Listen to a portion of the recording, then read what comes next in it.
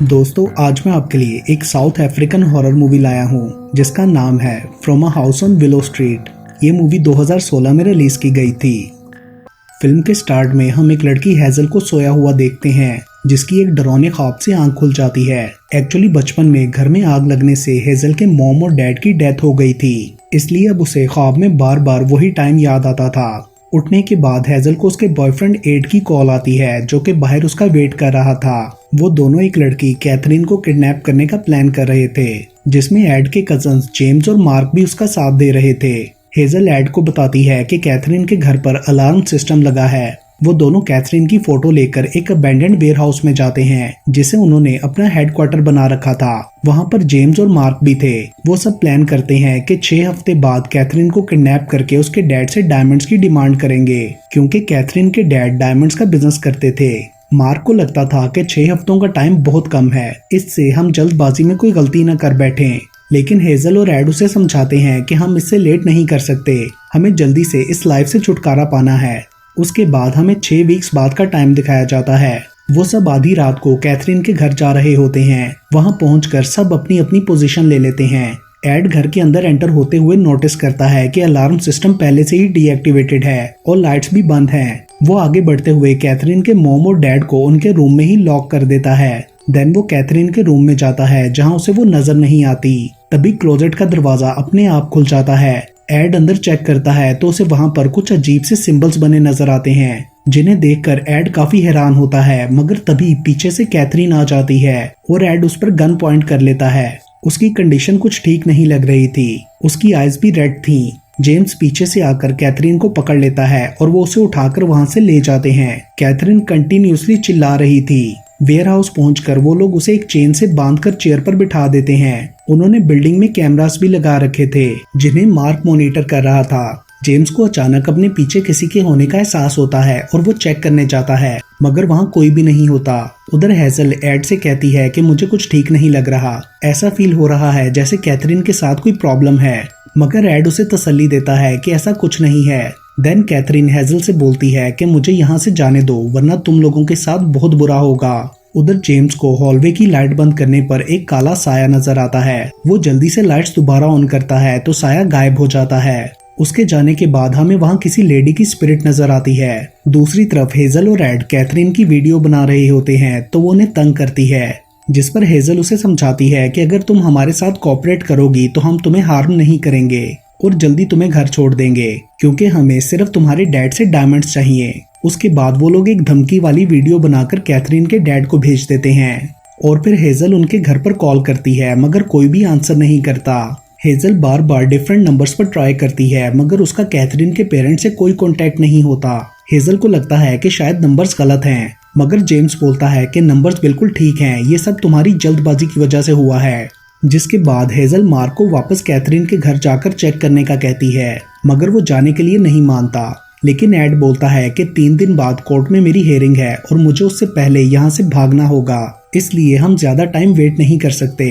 और वो जेम्स के साथ कैथरीन के घर इन्वेस्टिगेट करने चला जाता है। दूसरी तरफ हम कैथरीन को देखते हैं जो कि पोजेस्ड लग रही थी। वो अपनी पावर से बिल्डिंग की सब लाइट्स ऑफ कर देती है, जिस पर बाकी सबको लगता है कि शायद वायरिंग में कोई प्रॉब्लम है। जेम्स और एड के जाने के बाद मार्क हेजल से लाइट चेक करने का कहता है, क्योंकि उसका सिस्टम नहीं चल रहा था। तो हेजल बेसमेंट में पावर ब्रेकर्स चेक करने जाती है जहां उन्होंने कैथरीन को भी रखा हुआ था। ब्रेकर ऑन करने पर लाइट्स फ्लिक करने लगती हैं और हेजल को कैथरीन का डिमोनिक फेस हॉन्ट करता है, जिससे वो बुरी तरह डर जाती है। उसके बाद वो जाकर देखती है कि कैथरीन अपनी जगह पर ही बैठी है। वो हेजल से दोबारा खुद को जाने देने का कहती है और फिर जब हेजल उसके करीब जाती है तो वो उसे पकड़कर गाना सुनाने लगती है।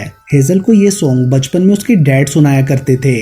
कैथरीन उसे उसके पास्ट की और भी बातें बताती है कि कैसे बचपन में उसके पेरेंट्स की आग में जलने की वजह से डेथ हो गई थी। हेजल बेसमेंट को लॉक करके वापस आ जाती है। वो बुरी तरह डर चुकी थी। मार्क को भी कुछ अजीब सी आवाजें आ रही थी। वो चेक करने के लिए रूम से बाहर जाता है। दूसरी तरफ जेम्स और एड कैथरीन के घर पहुंच जाते हैं। अब की बार अंदर जाने पर उन्हें कुछ अजीब सी स्मेल आती है और वो देखते हैं कि वहां रखे फ्रूट्स भी गल सड़ रहे हैं। उसके बाद वो दोनों अलग अलग होकर कैथरीन के पेरेंट्स को ढूंढने लगते हैं।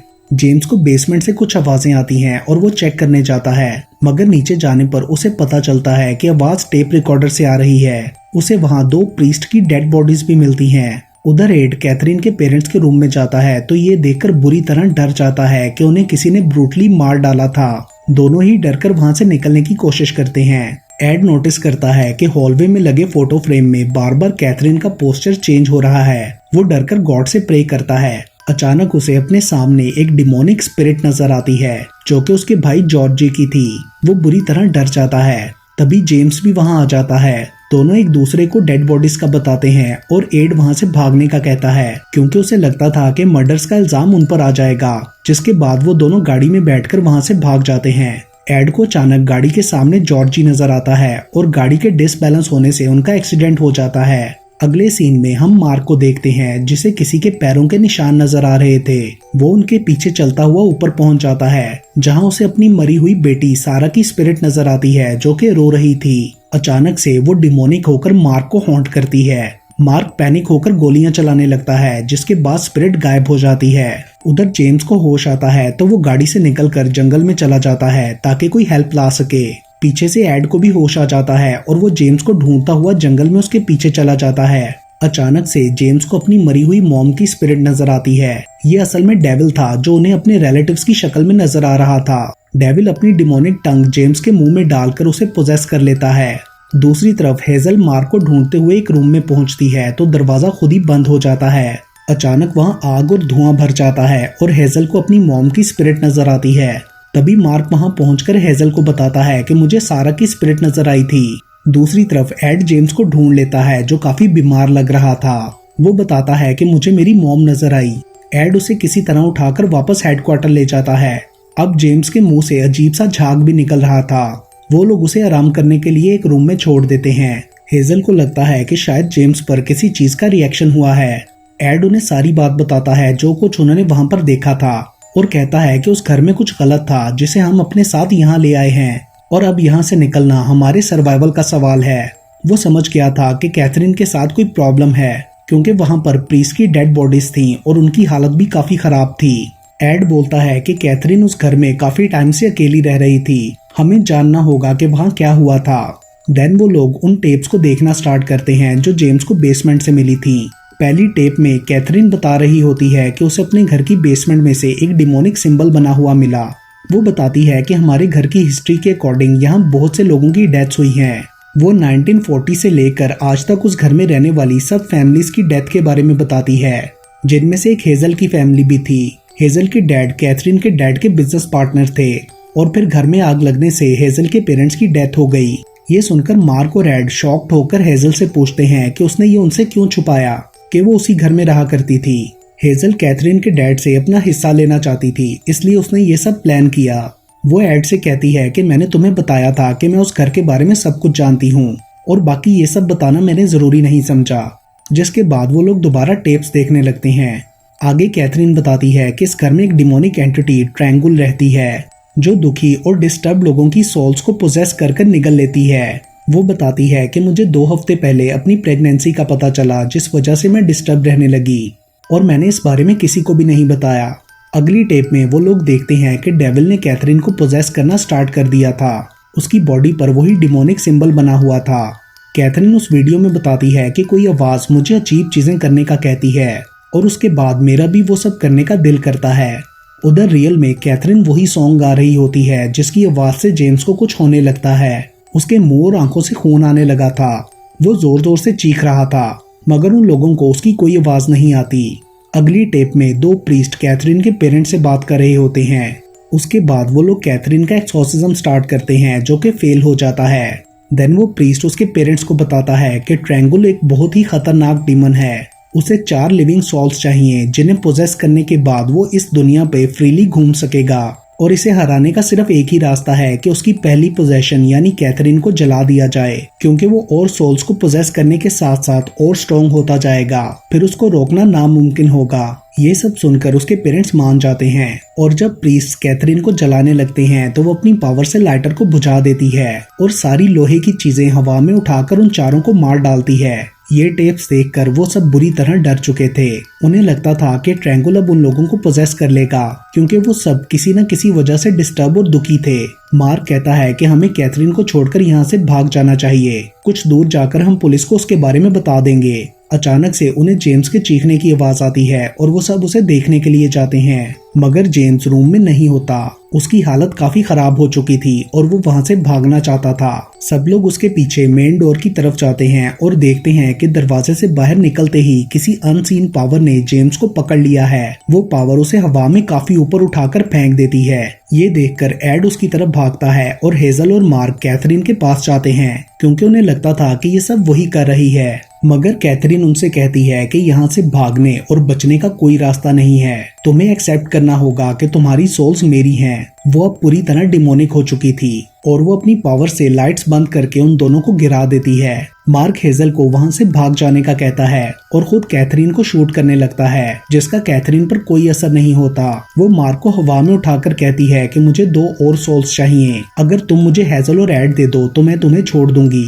दूसरी तरफ एड जेम्स को ढूंढ रहा होता है तो उसे जॉर्जी की स्पिरिट हॉन्ट करती है, जिससे वो बुरी तरह डर जाता है। उधर हेजल एड को ढूंढ रही थी तो उसे एक रूम में बाहर निकलने का रास्ता नजर आता है, मगर वहाँ उसे भी अपने डैड की स्पिरिट हॉन्ट करती है, तो वो दोबारा एड को ढूंढने लगती है। दूसरी तरफ एड जेम्स के पास पहुंच जाता है, जो कि पूरी तरह पोजेस हो चुका था। वो एड पर चाकू से हमला करने वाला होता है तो एड उसे शूट करके मार डालता है। तभी हेजल भी उधर पहुंच जाती है और वो दोनों वहां से आ जाते हैं। देन वो कंट्रोल रूम में होते हैं तो मार्क वहां पहुंचकर उन पर गन पॉइंट कर लेता है, मतलब उसने डेविल के साथ डील कर ली थी।